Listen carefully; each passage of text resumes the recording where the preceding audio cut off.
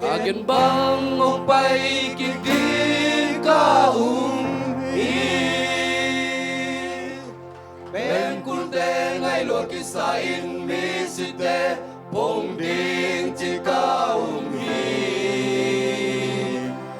mit piasum kikalina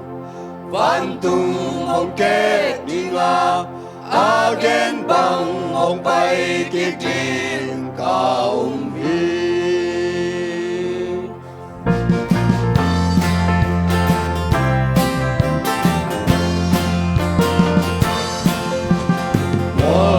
tung khát pan tô pa van ca tua quân pa sil me ne nung suy te ne hi nung quang ca bêu ma ke tua ke la tu dây suy và na la mu bangin hong cung kim đi agen bang hong pai ki di kaumhi ben kulte lo ki sain mi site bong di ti kaumhi mit piasum ki kalina bantu hong ke dinga agen bang hong pai ki di kaumhi pa hong kilati nai ma ga din do de zong hi thei hi do hun zong hi thei hi wa hun cha mi sang kem bel dei tu nge hu so no lo ban kim lai ala do na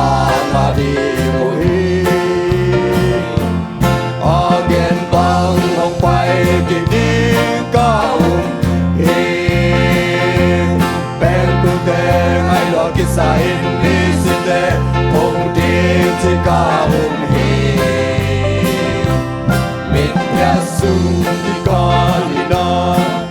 ban tu hong ke dinga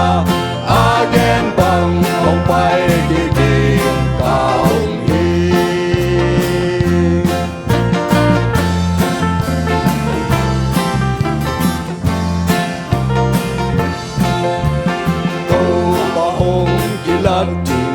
nai ma ga kha din do ni zong hi thei hi do hun zong hi thei hi tua hun cha mi sang kem bêu lei tung in phục dâu nó lâu quan kim lai la tâu na ma di hi agen bang hong pai ki di kaumhi ben kulte ngai lo ki sain mi site bong din ti kaumhi